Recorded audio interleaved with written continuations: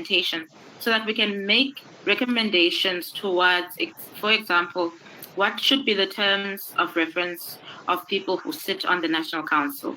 What should be the vetting processes of people who are overseeing the fund, etc.? So the 12 weeks is meant to give as many of us as possible the best chance at knowing what is in the document, learning the document, understanding what its critical gaps are, and then being able to make recommendations for its effective implementation.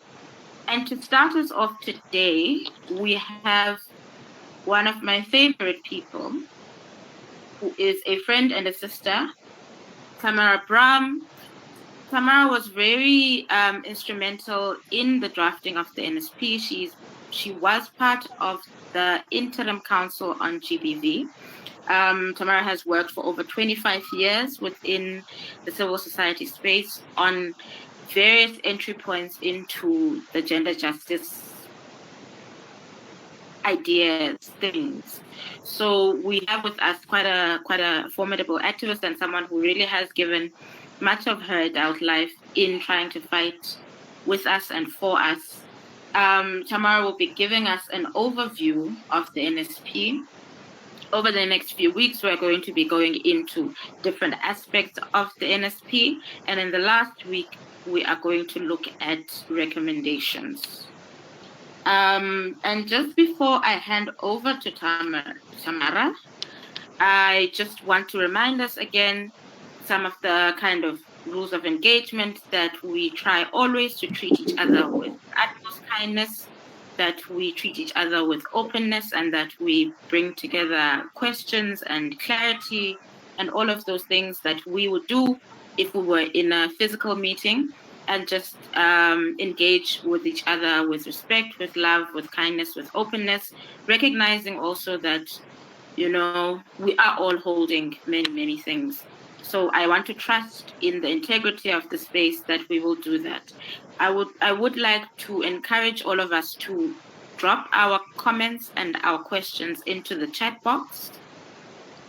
The chances in terms of us also being able to keep to time will be that we really would like people to write down their questions so that we can get to them after our presentation. And if we absolutely do need to make a verbal input, our technical team will assist in terms of unmuting. But also, if you'd like to be unmuted and speak, please send that onto the chat box. I don't know, colleagues, if there's anything I've left out in the overview and in the welcoming. I would say people must take off their jackets, but it's really cold. So with that, Tamara, please, could you start us off? Thank you very much, Kwesi, for that warm introduction to this process, I think, in an increasingly cold Joburg, and I believe a cold rest of the country as well. I think also thank you for just taking note of the kind of period we're in the country at the moment and the multiple levels of issues I think that we all are grappling with. I'm very pleased to be part of kickstarting off this process. I think it's really a very critical conversation, and I think with really critical people, because I think everybody who's part of this conversation, who's been part of the call to action, are people who have a deep collective interest in building a different society, one in which women are free, one in which women are safe, one in which women live in their own beautiful power. And it also, for me, it's good to be part of this process, because I think we're also talking to sisters, colleagues, friends who were part of the genesis of the NSP and who have actively been part of shaping the thinking and feeding into and co-creating the document that we're going to be talking to.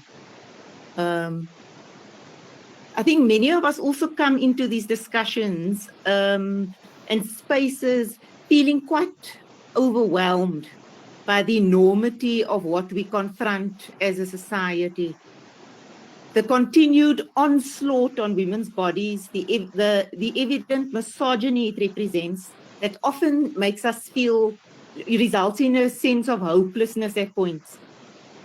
And I'm saying that before we actually talk about the NSP, because I think as we were involved in the process of the NSP, we were also seeing it as a document that was written as a document of hope, a document that wants to signal both the urgency with which we need to respond to the deep crisis, but also a commitment to respond systemically to the range of issues we confront. And also a document, I think, that set out to harness our different energies, our different roles and contribution. So in this presentation, I really want to talk through 5 key areas. The one is contextualizing the document, reflecting a bit on process and wider conceptualization, some of the thinking underlying the theory of change, thinking underlying the NSP, and then the actual content and specifically the pillars, and then some thoughts around how to take it forward. I think as Kwesi was saying at the outset, and we all know this is a 12-part process, so many of these areas we'll be going into in a lot more depth, for example, the pillars. And so really my task is really to do a walk through the document as it is. So starting off with the context, I think in many ways we've all been involved in strategy processes, in shaping strategies, in shaping strategic plans, both in our organizations, in our movements, in government institutions, and in different places we find ourselves. And so the development of a strategic plan as such is nothing new. I think what's been particularly unique and important about this NSP is firstly that it responded to a range of voices who were calling for it, and that it was put together in a multi-sectoral way that captures a number of critical issues. And I mean, I think also we need to recognize that there have been a number of initiatives over many years where there's been a recognition for the need for a national cohesive plan. And there've also been processes. And so we're very much building onto that. I think recently, when I say recent, I mean over the last 5 years, there was the Stop GBV NSP campaign done by civil society. We also know there were government processes like the diagnostic review of the state response to violence against women and children programming, the review of the National Action Plan by the Department of Social Development. So that's some of the kind of document backdrop. But I think very importantly, in August 2018, social mobilization and activism organized by the hashtag Total Shutdown movement played a very critical role in pushing the gender-based violence agenda forward in the country and also mobilizing towards greater strategic cohesion.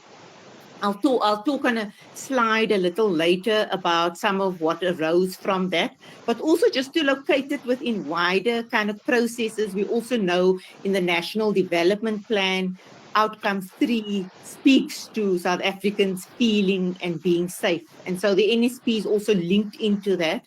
And then there's Sustainable Development Goals, particularly Goal 5 around gender equality.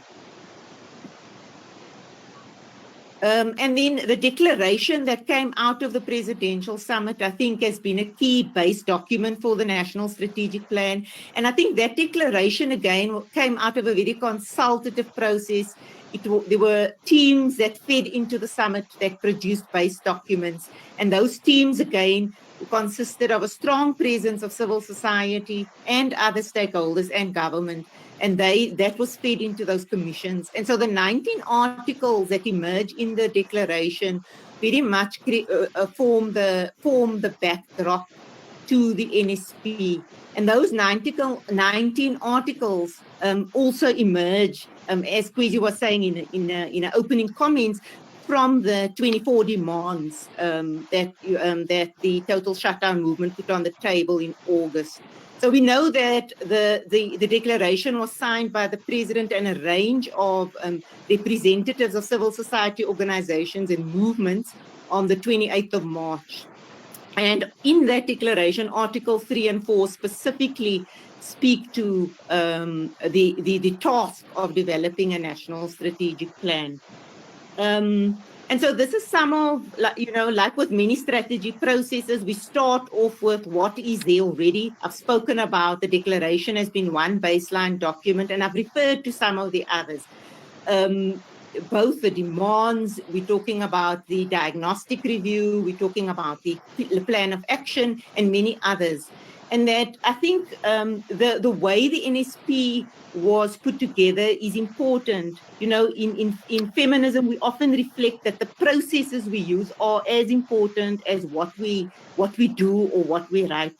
So the process of pulling the document together was based on a commitment to consultation, to participation, to collective co-creation, to multi-sectoral engagements, while at the same time needing to meet very tight deadlines and align with kind of internal processes and internal kind of quality and consultative processes within government. And this slide really it's in the NSP, and it really talks to a number of the things that I've just raised, the processes that resulted in the NSP.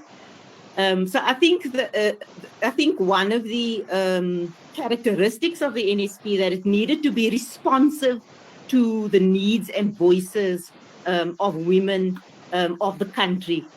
It needed to also draw on existing evidence that, it also needed to align with other processes, for example, the white paper on safety and security, and it needed to be broad enough to capture critical elements that could then be in the implementation and the rollout where we are at now, could be further outlined in a lot more detail. That little red thing that just popped up there was also, there were a number of consultations, and I know that colleagues on this call would have been part of many of them across the country. And so, and I think the idea around the consultations as well, civil society representatives on the interim structure very much facilitated that process to make sure that those consultations happened at a community level largely, and that the voices of women, the most affected, were brought into the conversation, and the issues were on the table in terms of the writing of the document. These are some of the images of those different consultations. And I think through those discussions, a number of issues were raised. It's not all on the slide, but some of the areas that were raised in different conversations. How do we, and the key question was, what do we need to do? And I want to focus on to more effectively respond to gender-based violence and femicide in our country. And people raised issues like an effective criminal justice system, safe transport, lighting, addressing the issues of drugs in our community, policing, addressing women's economic vulnerability, looking at locally based rapid response teams that could really assist survivors to respond. And then also looking at interventions like parenting, alcohol abuse interventions to support communities around some of the drivers, and also around addressing some of the critical issues that are involved in the shaping of norms. And so just also in terms of process, and many people on this call were probably part of those conversations. So one of the ones that comes to mind quite significantly was one of the big workshops which took place in May 2019. I think there were over 100 participants. It was the first big discussion post the summit. And at that discussion, we had a range of social movements, civil society activists, researchers. I think there were people from business as well, government, etc. And the discussion was, this is what's come out of the different commissions, and how do we want to take these issues forward in a national strategic plan? And subsequent to that, there was a workshop in Johannesburg on the theory of change with a range of people who were also part of that process. And I think some of the critical areas when we did an analysis was identifying the magnitude of the challenge of gender-based violence and femicide in the country. And I'm not going to recite data. I think the data is in the document, right? That it was important for us to also understand gender inequality in the country. The different permutations of gender equality, how gender inequality is expressed, and how it's a critical foundation for gender-based violence and femicide.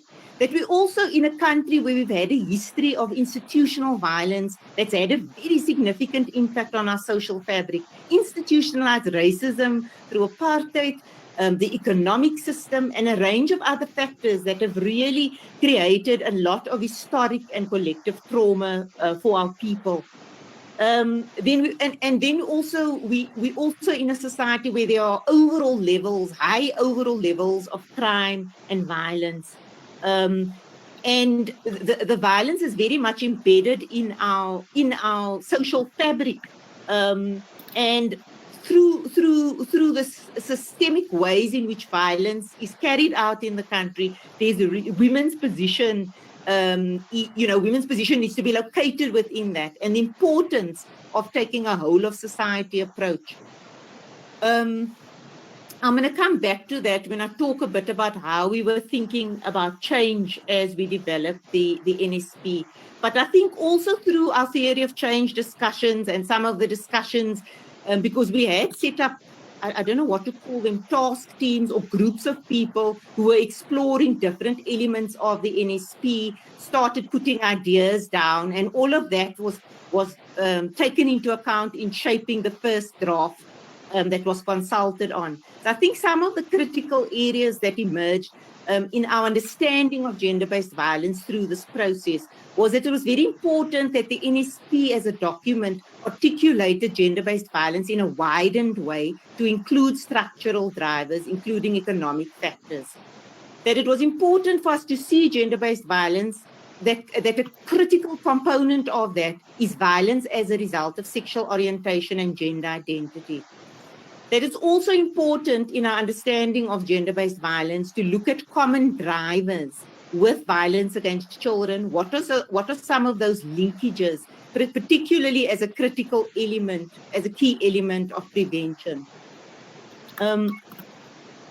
So the purpose of the NSP was to provide a multi-sectoral, coherent, strategic policy and programming framework to ensure a coordinated national response to the crisis of gender-based violence by the government and femicide, by the government of South Africa and the country as a whole.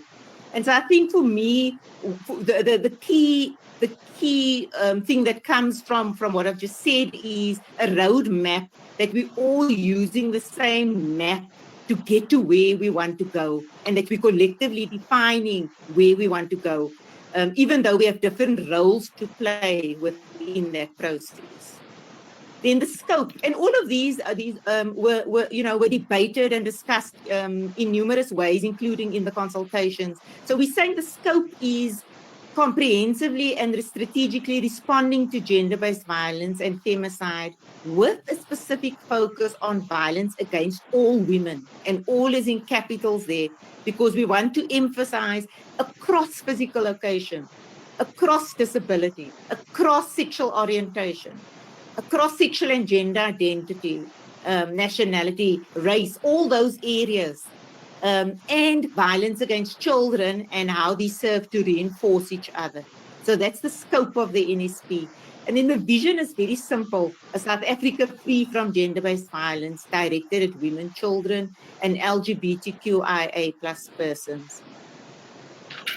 At the principles, I think, and again, there was lots of discussion in the respective workshops, and I think the principles are very important because they provide the framework. I think when Kwezi was opening our discussion today, she was in fact setting out principles for us and how to engage, and I think that's always very important. So these principles, I think, are quite key as we're thinking about and kick-starting the rollout of the NSP. The first one of a multi-sectoral approach, I think, is quite critical. And I think over the last, is it now 20 months or so, these, we've managed to work in a way pre-summit and through the interim steering committee, etc. We've managed to pull together to harness the roles, responsibilities, resources, and commitments across different groups of different groups in the country, government, civil society, etc., development agencies, etc. And I think that process is in and of itself a complex process. And it's something I think that in the fact that we've got the NSP done, I think that we've managed to move in that process, and we need to continue to learn and to find ways. How do we take the implementation forward in that multi-sectoral way? Obviously, complementing and augmenting what's already there, what's already in place in terms of GBV, and safety in the country. I mentioned the white paper, for example. Active and meaningful participation of communities, civil society movements, and those most affected. And I think this is an important thing that we should continue to ensure happens as we roll out the NSP. A visionary, gender responsive, and transformative approach that takes account of inequality and gender-driven differences driving gender-based violence and femicide. Human rights-based, victim-centered, survivor-focused to the provision of services, and that reaches all. Intergenerational and youth-friendly, progressive realization of outcomes through prioritization. I'll come back to that later. Forward-looking in the co-creation of a different social milieu, mutual accountability for changes, and the last one, inclusiveness, embracing diversity and intersectionality, recognizing the importance of foregrounding women's experiences most marginalized by poverty, race, age, ableness, sexual orientation, gender identity, and nationality. So these principles are critical because they provide the framework within which we take those pillars forward. How are we going to take that forward? Are we ensuring that in the way we're doing that, we're working in this particular kind of way? So just thinking through change. So I think when we look at this diagram, the three, the little piece there that looks like a weave. I think the idea was that we're talking about the social fabric, and we're saying, what is it? What are those key pathways we need to ensure we use to get to where we need to get in terms of eradicating gender-based violence and femicide in the country? And so I think the three key pathways that we think are fundamental are accountability, responsiveness, and prevention. And all the pillars really feed into and feed out of those three areas. And so I'll talk a little bit more to those three areas, but really when we're talking about accountability, we're talking about it at different levels to address, to prevent, to respond to gender-based violence by the state, by service providers, by leadership, by all in society. The importance of getting that right, to also getting that message out that it's not acceptable in our society in terms of where we're trying to move towards. So that accountability element is very critical. Also accountability by men at an individual level. Then responsiveness, and the responsiveness is by the criminal justice system, by the health system, social development system, by society to meet and address the multifaceted needs of survivors in ways that are sensitive and caring and contributes to their healing.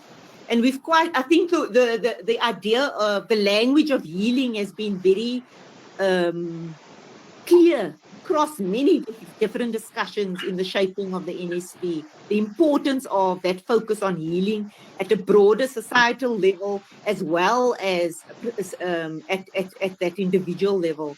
And so the healing also links to prevention, because I think the way we're understanding prevention, and that's why the pillars called prevention and rebuilding, social cohesion, and the language of social cohesion was used to align with the National Development Plan. But we're really talking about really getting to the kernel of our society and saying, what is it that we're needing to change in terms of our society in order to prevent gender-based violence and in order to build a different society. So those three elements are very critical in terms of how we understood change. And they really give rise to the pillars, which I will talk to in a little bit. At the bottom, I think we simplify it, and we're saying when we speak about accountability, coordination, and leadership, and this also talks to that principle of multi-sectoral approach. We're saying in the NSP, it's important for us to harness everybody in this country to respond to the crisis. It's everybody's business, and we need to find the ways to bring everybody on board to play the role they need to play. We need to address the structural drivers of gender-based violence and femicide. We need to stop violence before it actually happens, and that really talks to the prevention. We need to enforce, implement, and adopt laws and policies that assist us to ensure justice and protection. We need to provide the victim-centered, survivor-focused, accessible quality services. We've spoken about accountability. We also need to enhance strategic, institutional, and resourcing coherence. I think many of us within civil society and in government, people have been involved in programs and responses to gender-based violence. Often this has been in silos. It hasn't been interconnected, and it hasn't been feeding into one national process that says this is how we're going to take this forward. And so providing that framework for ensuring that, and that's really captured in Pillar 1. I don't know how I'm doing for time. Kwesi, you nudge me. So I'm going to talk a little bit about, and I'm not going to spend too much time on the pillars, because as we know, we will be having the time to do that in one of the follow-up sessions. So Pillar 1 is on accountability, coordination, and leadership. And I think in relation to Pillar 1, when we speak about accountability, we're speaking about accountability at the highest levels, political levels, and across all levels of society. And there were two outcomes, 5-year outcomes that were identified in Pillar 1. The one is bold leadership, strengthened accountability across society that responds strategically with clear messaging and adequate resources. And the second one was the one we spoke about, multi-sectoral coordination and collaboration across different tiers of government and sections of society, based on relationships of trust that give effect to the NSP. So that's what we had outlined in relation to Pillar 1 as the two key areas that we do want to focus on in the next 5 years. And under that, there are a number of areas I think that are important. I think when we talk about accountability, I think it's also us thinking about what does that accountability mean. This pillar gives effect to Article 1 to 10 in the declaration, by the way. And I think in the NSP, there have been a number of short-term outcomes as well as outputs that, that have been identified for how to take this bold leadership, strengthened accountability forward. And I think for me, the word bold talks to, saying what one needs to say, taking a stand on the issue. And I think some of the kind of short-term outcomes there we were looking at were issues like swift action being taken against any public servant when found guilty of any form of gender-based violence. That's 1.12 in the plan.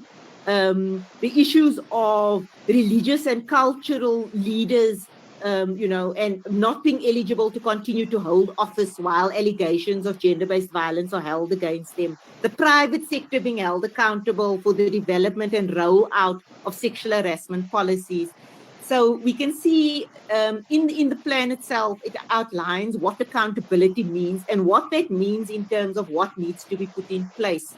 And then on the second one of strengthened multi-sectoral coordination and collaboration, I think the one key one there, which I think we're all aware of, is the multi-sectoral autonomous fully functional structure with optimal institutional arrangements and adequate resourcing in place, overseeing implementation and coordination of the plan.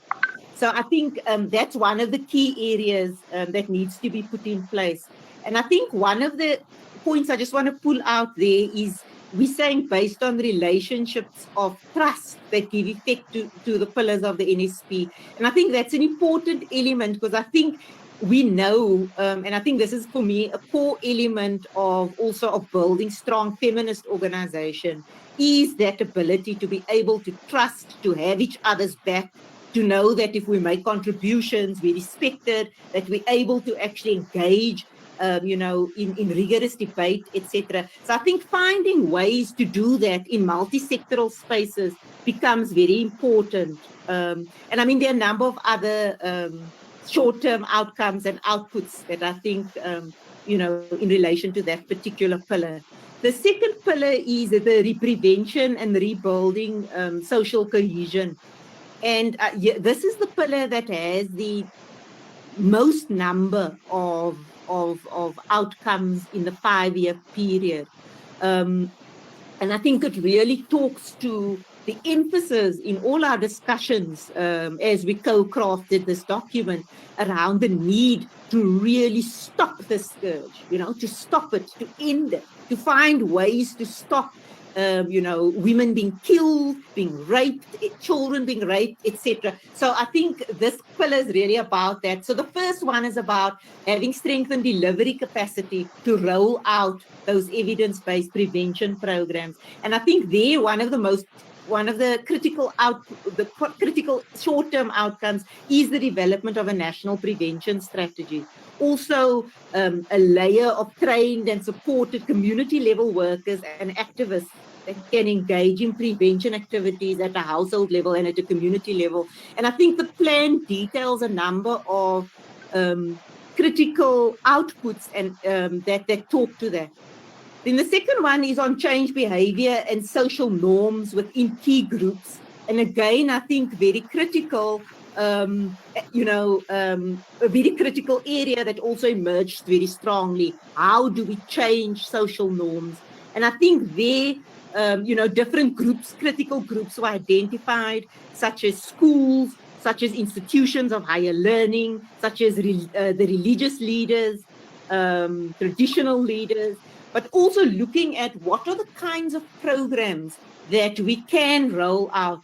And some of those programs have been identified from other countries, but also to look at what's happening, that have been found to work in other contexts, but also to look at what is working, what are we doing, what can we learn from that's very specific to our context. Then the third one was a shift away from toxic masculinities, and I think towards embracing positive alternative approaches to expressing masculinities. And then also that particular area was also linked not only to masculinities, but to also other sexual and gender identities within specific groups. And that area really talks about what are the interventions that need to happen in relation to men and toxic masculinities that need to be changed and shifted. And so a few were identified within the NSP. Some of them were targeting men and their role as fathers, behavior change interventions, etc. Also, community interventions to be rolled out to facilitate an embracing of different forms of sexual orientation and gender identity. And I think the thinking there was around, we also need to create a culture in our communities where we actually understand and embrace different sexual orientations and gender identities and understand it. And as we focus on toxic masculinities, we also focus on raising consciousness in a broader way. The next one was around violence, optimally harnessing violence against children programs that have an impact on gender-based violence eradication. And here it was about prevention efforts being integrated into the rollout of the ECD programs, parenting programs to equip mothers, parents with non-violent and gender transformative approaches, communication and parenting skills, etc., after school care programs, etc. The increased cross-fertilization and integration of prevention interventions on violence against LGBTQIA+ persons with a broader gender-based violence and femicide prevention and violence prevention interventions. I think the idea there here was to ensure that we integrate interventions on violence in a very meaningful way so that they speak to each other and reinforce what we're trying to do. The sixth one is about it's about strengthening programs that address the issue of human dignity and build caring communities. I feel like I need to move a little faster. And the last one's on public spaces that are made safe and violent-free for all, particularly women and children. And the more detail on what this means, obviously, is in the plan. But the one on number 6 particularly talks to what we were talking around what we were talking about earlier in relation to rebuilding social fabric. And I think this diagram really captures that when we talk about prevention and rebuilding social cohesion, we really need to look at it at all levels, and that all those levels are very much intertwined with each other. Pillar 3, justice, safety and protection, is a very critical area. And with Pillar 3, we're saying 3 key outcomes in the next 5 years. Survivors being able to access efficient and sensitive criminal justice that is quick, accessible, responsive, and gender inclusive. And I think here, under that, some of the kind of interventions relate to interventions are in place to respond to specific barriers that victims may face in accessing information and services. And a range have been identified with, in the plan: disability services, infrastructural alterations, court-based victim support services, etc. The second area is about strengthened capacity within the criminal justice system to address impunity overall and effectively respond to femicide and facilitate justice for GBV survivors. And again, there a number of areas are identified in the plan, with infrastructure, human resources, capacity being in place. And I think there's been a very strong calls for this from civil society at FCS units, sexual offences courts, so that we have effective service delivery. And also addressing the issue of secondary victimization very strongly. And then the last area is about amending legislation related to GBV areas, and a number of those pieces of legislation are listed in the plan. The Pillar 4 is response, care, support and healing. And I think, again, a very critical area that civil society has played a key role in historically. And I think just in terms of conceptualization here, I think what was important in the discussions that emerged very strongly was linking the idea of healing to response care support, to response care and support. And so the first area is about strengthening existing response care and support services by the state and society in ways that are victim-centered and survivor-focused to facilitate recovery and healing. And I think some of the areas around that that came through strongly, having, for example, a standardized approach to sheltering, and that's 4.1.2. And that relates to funding services, housing children, etc.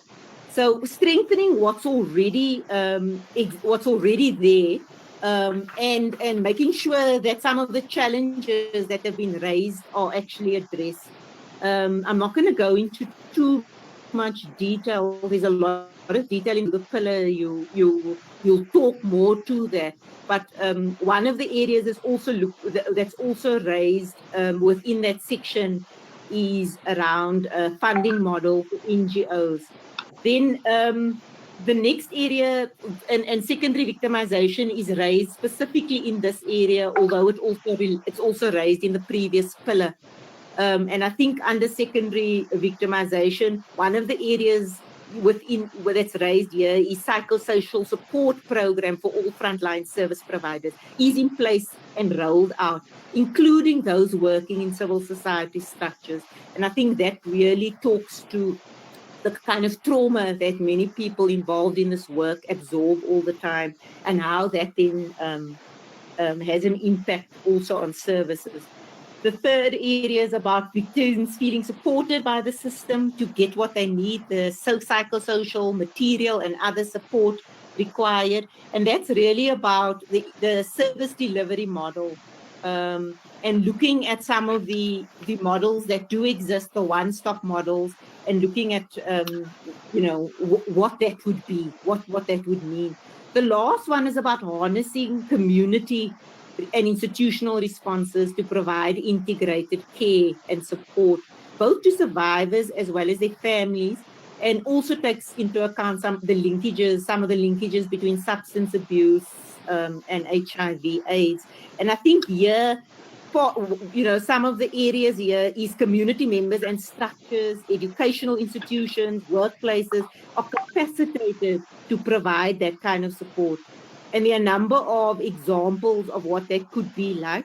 And so it's school safety programs, it's community-based groups, it's faith-based groups, etc. So it's really, again, harnessing all of us to look at what our response can be within that. So economic power. And I think economic power was a critical element of many of the discussions. And at some point in the process, in the declaration, it speaks about the economic empowerment of women.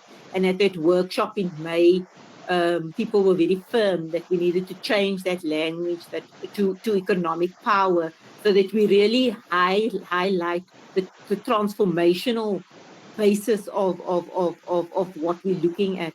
And so this area is by its nature, it's quite long term, but we've identified, I think, 4 areas around which to take it forward.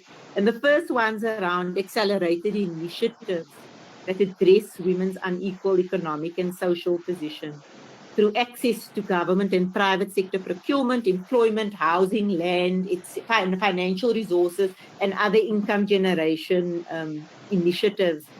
And here it's about developing, implementing, and supporting and monitoring equitable job creation, representation, and ownership by women. Looking at the issues of sheltering and interim housing being in place for women if they leaving abusive relationship, looking at how to implement gender transformative approaches to land reform initiatives, and also looking at policy mechanisms to address a range of gender-related inequalities that are in place. The next area is around safe workplaces that are free of violence. In year one is really looking at a workplace program being developed and rolled out, sexual harassment policies in the workplace, etc. The next area is demonstrated commitment through policy interventions by the South African state, the private sector, and other key stakeholders towards eliminating the impact of economic drivers. And so here, one of the areas was about the gender responsive planning, budgeting, monitoring, and evaluation accountability framework. Seeing how that can be taken forward in terms of some of the departments that are raised within the NSP in terms of delivery. To better understand how to address this, to look at underlying areas like work structure, work days, to look at understanding that better and the impact that has on women's social position and gender inequality. The last area was on strengthening child maintenance and related support systems to address the economic vulnerability of women. and I think the reproductive economy, the care economy, and how that places women in a particular position of economic vulnerability. The last pillar on research and information management, had 3 prongs. The first one was about strengthening our understanding of the extent and nature of gender-based violence broadly and in relation to specific groups and forms in South Africa. And so that was also acknowledging that there's certain elements of gender-based violence that we don't understand enough. There's certain violence, for example, that women with disability may experience that we don't understand enough about. So really looking at that, and also looking at having that kind of broad baseline to understand the level of violence, but also what are some of those specific factors that we need to be responding to. Then also looking at how are we using what we know already to inform our policies and our programming. So as we take up these pillars in the NSP, what is it that we know is working, has worked elsewhere, that we can use to help shape our interventions? And then the last area is important. It's about strengthening information systems across government departments to address the systemic challenges and facilitate effective solutions and responses to gender-based violence. I know that I'm going over time here, so I'm conscious of my the implementation and modalities in the NSP. There's going to be a session that looks at this in more detail, but I think the understanding there is that the council will be the custodian of the plan and will play a key role in strategic oversight. Yeah, and that there'll be a relationship with a wider gender machinery, within a wider national gender machinery and the council. I think one of the things that came out strongly through the summit and through the declaration was also the 51% members coming from civil society. I'm not going to go into all the detail here. It's all in the plan, and I'm very aware of time. So what I'd just like to say that I think the critical work we have is now, right? Because now we have the NSP, but now is really the process of prioritization. There's a lot in the NSP. What do we prioritize? How do we do this in a multi-sectoral way? How do we continue to take this dual approach of responding to urgency and at the same time engaging in that medium to long-term change? Also, how do we ensure that relevant role players understand their role? And how do we lobby for the understanding of their role? So if we talk about the Department of Transport, for example, or the understanding of their role, ownership of their role, and inclusion. How do we find ways to engage with these different pillars to co-shape the rollout of the pillars in the same way within which civil society engaged in co-creating the strategic framework? How do we feed into further shaping the architecture at the structural level, at the programming level, and at the technical level? Example, one of the things that's raised in the NSPs is that M&E framework, that multi-sectoral M&E framework. And how do we continue to think through and come up with the ideas that align and can help to move issues forward? So I'm going to end, and I just want to say thank you for listening to my understanding of the document and the opportunities it presents for this deep transformational work we're all involved in terms of changing our social landscape. Thank you to people for all that you continue to do in different ways to get us to where we are, but also to get us to where we need to go. And I think, on a personal note, I've learned that building strong relationships, linking back to how Kwesi opened this conversation of cooperation and trust, is key to ensuring an effective multi-sectoral response. And that we need to find ways of how to do that in ways that, are clear on what our own, our own focus and our own agenda is in terms of making this country safe and free, and all the other things we speak about for women. And I wanted to end off with a bell hooks quote, which says, "What we do is more important than what we say or what we say we believe." And so I think we've reached a point around this process, and also the urgency in the country, where I think the opportunity now to really drive this NSP forward in ways that use it to take us to where we need to go is very important. Thank you, Kwezi.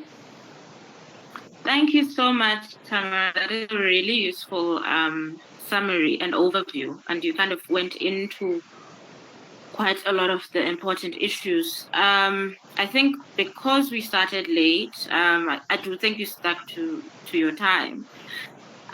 So now we've got a little less than 15 minutes to try and engage questions and answers, because we'd committed to keeping this at 90 minutes. I see that one of the big questions that's coming up from the chat box, and thank you for the questions in the chat box, everyone, is about money. So there's a question around, is this NSP funded? If not, how will it be, or will it be? And there's some more specific questions around the 1.6 billion that the president announced sometime last year. If I'm not mistaken, that was tied to the emergency response action plan. So maybe if you can give us some intelligence on that. And then there was a question around the JSE process, I guess with the Sandton shutdown. And for that, I mean, there is a team within the Call to Action Collective that was specifically engaging with the JSE. And what we can do is we can ask that team to send through an update of where the process is sitting. So after we marched, there's a lot of back and forth that has happened between us and the JSE in and of itself. And then there was the process of the NSP, etc. So maybe that's the one answer to that. That's a call to action, kind of, that's work that we were driving, and we can send through an update. And maybe just to, as you kind of gather your thoughts, there's quite a lot of questions about information here, just about our own processes. And maybe just to say, we really encourage people to sign up to the listserv, onto the WhatsApp, the Call to Action WhatsApp group, where you can ask questions and you'll get answers. There's our Facebook page and our Twitter page. And all of what we're doing over the next 12 weeks will then be shared on those various platforms. So via email, by Facebook, via WhatsApp. Yeah, so let me just give you the chance to respond, as I also look if there's more on the chat box that I may have missed. Thank you, Kwezi, and thank you, people, for some of those questions. I'm not ideally placed to answer these questions, but what I'll do is I'll refer to what's in the NSP. So in terms of is the NSP funded, the NSP was launched on the 30th of April. In terms of what's in the NSP, the different elements need to be, integrated, and that's why I use the gender responsive planning, budgeting, monitoring, evaluation, and accountability framework. That policy is to be moved forward, and as far as possible, when we were drafting the NSP and the outputs listed in it need to be integrated into government planning processes. So for me, that's one of the big ways within which the NSP will be funded. In other words, it will be located within, the relevant departments. That's the one response. The second response is that in the NSP under 1.2.6, under Pillar 1, it speaks about appropriate and responsive funding and processes in place at national, provincial, and local levels drawn from a range of funding sources. And there it speaks about the multi-sectoral GBVF fund to be established, private sector funds to be raised, etc. So for me, that portion of the NSP talks to the issue of funding. And because the council is quite critical in rolling as the custodian of the NSP, my sense is that these areas will be taken forward as the NSP is being implemented. So I mean, that's as much as I'm able to say, because I'm not more on top of that. Yeah, but I think what is clear that within the NSP, also I think in Pillar 4, there's also a reference made, I think it's under 4.1.9 around funding. So I think that the NSP as a document does talk to the issue, also talks to the framework.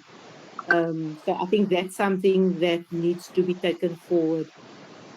What was the 1.6 billion that was referred to was related to the ERAP, right? So I'm not sure what the question was. Again, I mean, you know, as far as what? Yeah.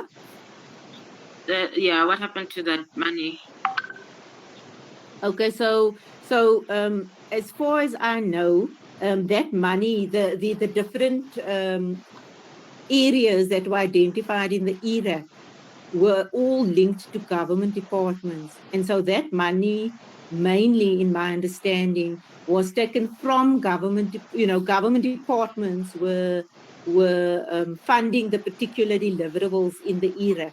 So that's in part what, you know, what has happened to that money. I'm not sure how else to respond to that, because it links to what was mentioned in the ERAP. This is what's going to be delivered, and so it will be spread across different government departments. Then there was also funding that people know about that went to through the NDA for civil society funding, and there was a process of application, and I think organizations were selected, and there was a delay because of COVID-19 in terms of that process. So I'm not sure where those processes are right now. But yeah, the Secretariat is still, I know that Sibs is not on this thing today because she wasn't able to make it, but the Secretariat is still in place. So I think some of these questions could possibly be answered there. Right. So there's a kind of another set of questions, Tamara, which maybe, I know as someone who was really close with the pillars, you could reflect on about how young people and communities in particular, so how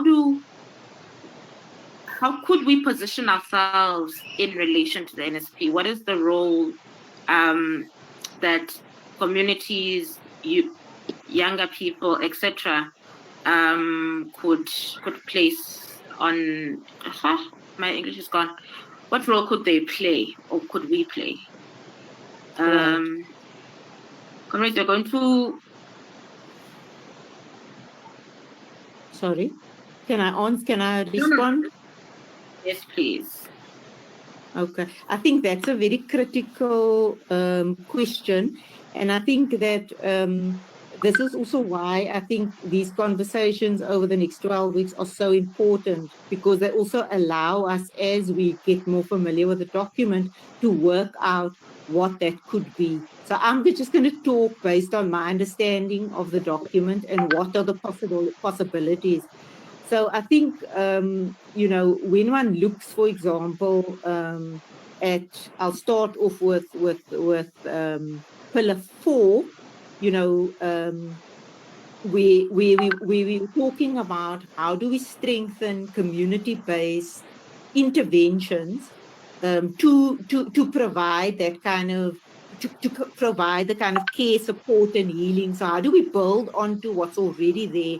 And so I've been in some conversations, for example, with the faith-based sector, you know, and looking at what role can community structures, faith structures, structures working with young women, young people, etc., play in actually providing the kind of space for people to, kind of support what we spoke about. We spoke about rapid response teams, whatever language we want to use, that help to provide that kind of cushioning space at the community level.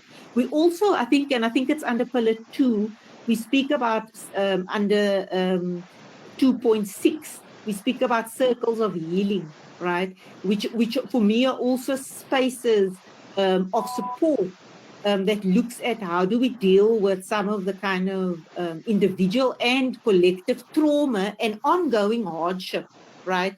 Because we can't look at gender-based violence in isolation from all the other incredibly violent experiences that we continue to live around poverty, around unemployment, around all those issues. So how can we build, and I think the language in the NSP is circles of healing. How can we find those spaces that help to build that solidarity, but also help to build a safe space for people to work through some of the issues they're dealing with and actually to come up with solutions? So I think for me, that's another thing that comes to mind. In terms of, also in terms of pillar 2, there's, around the capacity around prevention. We also look at how in the NSP, it speaks about building capacity at a district level, at a local level, or where we find ourselves. If we're working in a youth organization or whatever organization we're working in, how do we use that platform to to capacitate ourselves around prevention, and then to find ways that really talk to prevention in that context. I also think, almost most importantly, and I know that Call to Action has been having discussions around this and others, that we need to simplify. I mean, I've taken you through the complex document now, but we need to simplify the NSP. The NSP needs to be, this is what it's about. Any person should be able to say, these are the 6 things it tries to do, and this is what it means for me as a young person, and that's why I think those areas,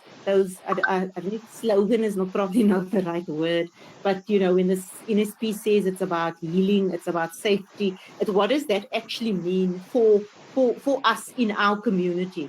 What does it mean for me as a young person? So I think finding those particular hooks in the NSP that make sense to the realities of where we find ourselves, and taking that and making it our own and running with it, I think is critical. I've just picked up on a few and I've probably missed many. I think in the first pillar around accountability, how do we make sure in our community that leaders in our community,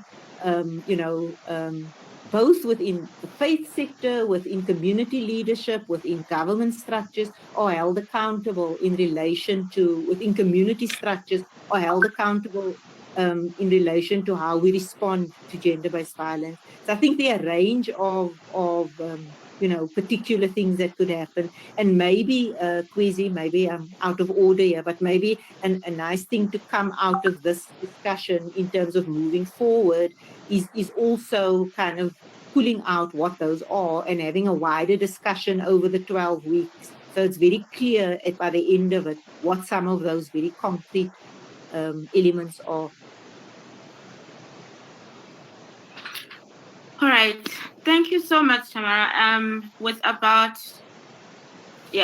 very little time left, I think this is a good place for us to try and wrap up. But I'm going to wrap up by making a few comments. I think the first, again, is to extend our apologies from the collective for starting the conversation late. And there is a lot that we are learning as we are doing, especially in terms of kind of technical and the kind of functionality of different platforms. This is the first time we're using this platform and trying to stream it via Facebook. This has not gone without its its glitches, and I really would like to thank the team that's kind of pulling out their hair as well at this time with all of our WhatsApps and our this. We are trying new ways and new platforms, and we didn't get it completely right this first time. So I'm really sorry that we weren't able to meet some of the needs and some of the expectations. So I'm seeing quite a lot of the comments are around us needing functionality of a chat box that's interactive. I myself am answering some of the questions, but I can't see which ones have been answered. So it's a trial and error, and I'm asking for a kind of generosity in that we are learning and we are not really certain about. I mean, now we're seeing some of these gaps, right? And hopefully next week we will have different kinds of problems and not the same as today's problem. So I really want to apologize for that and to say we will try our best as the collective to meet some of the needs that are required here. The second comment I wanted to make is about the objective of these sessions is really to get us started into knowing what is in that document. I mean, I know that we're people who are analytical, all of us, and we are identifying some of the gaps and some of the blind spots. And I think that is one of the most important things that we should be doing over the next 12 weeks. But as we go on for the 12 weeks, we'll also kind of be tweaking the design in how we're presenting to meet some of these needs. I mean, Tamara did an amazing job today as well around overview. But once we get into some of the specifics, so some of the specific pillars, then we'll be able to say, look, the modality as envisaged in the NSP for, say, fundraising or funding looks like this. What are the ways in which this can be made stronger? What are the ways in which this doesn't function? Because what we are doing is to say, here is a document that a lot of civil society organizations and individuals have been wanting for at least almost a decade. We have one now. What's in it? What does it say?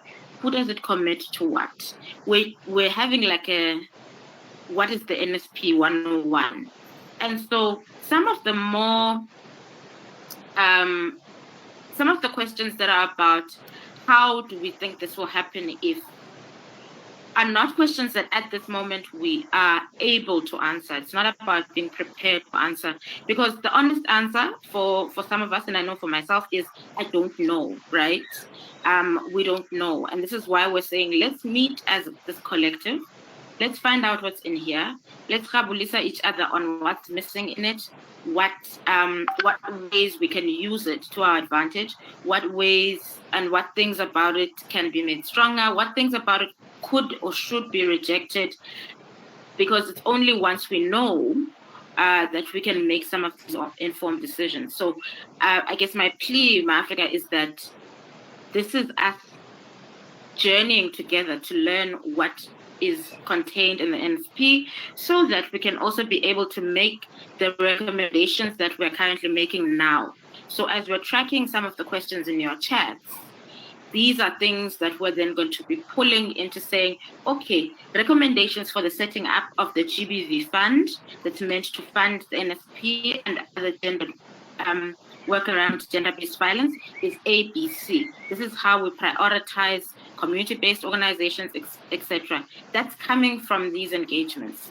This is how we're going to put in anti-corruption measures in the setup of the fund. These are what the terms of reference need to look like to make sure we've got these checks and balances. So I guess I'm trying to say, let's keep the questions coming and let's keep the recommendations coming. And we need to know that I do not have the answers for you today, and Tamara doesn't have a lot of the answers that are here, but what we have is what we've seen and what we're reading, and we will continue working together over the next 12 weeks. So I really do want to encourage us to join the next sessions. I know that in my organization, what we're doing is we're divvying up the sessions and trying to make sure that at least 2 people are in each and every one, so that if we can't make it for the 12 weeks, then we've got people who can khabulisa each other, and we can know what. Now we're also starting to see what next, right? What after these sessions is a way to try and engage people. How do we make the Facebook page stronger, etc. Also, I mean, I'm not seeing a lot of the questions even now, but also, again, just to say, I dropped in the WhatsApp number for the call to action, what kind of official business account. Please join that number or send a message to that number to be able to interact with us. The Facebook page is the call to action. We have a Twitter handle, which is also call to action. And we've got an email listserv that I'd also just dropped in. I'm going to ask again the guys to please drop in the listserv onto the chat box so that people know it and can have a way to then follow up as we will send the presentation, we'll send the recordings, we will send the copy of the NSP itself, which I know I can see people have been asking for, and any other documents that we will need to be looking into as we continue our journey together. So from my side, I think we can close unless some of my comrades have other things that I think we need to do. Do join us next week on the 16th of July at 2 p.m. Next week, what we're doing is we are going to be looking at the 24 demands that we handed over to President Ramaphosa on the 1st of August in 2018, when we were doing the national shutdown marches, and looking at the NSP and looking at what did we get in the NSP that's reflected in the demands, and what do we still need to fight for, and track some of those things. So this is what we're doing next week. That session is going to be facilitated by Mandisa Kanyile, who many of us know, who is the director of Rise Up Against GBV and also a member of the Call to Action Collective. So it is going to be a fantastic one. We're going to have videos in the next session and all other manner of exciting things. So please do join us next week, Thursday, same time, same place. We will send and the links to register, other ones you already have. So yeah, that's the last word from me. I don't know, Tamara, if there's anything you would like to add. No, Kwesi, just to say thank you to you for holding our space so well. And thank you to everybody who participated. Yeah, I'm still getting used to, like I think many of us are, to speaking in this virtual way. It makes one feel quite virtual. And very lonely. Yes, yes. So, you know, it's yeah, so just to say thank you to people, because I know many of us are going from one call, you know, we've got lots of this going on, so we appreciate people being part of this process. Thank you. Right. Thank you so much, everyone. We will be in touch. Yeah, just keep safe, keep loving, and Gwandema Africa. Thanks.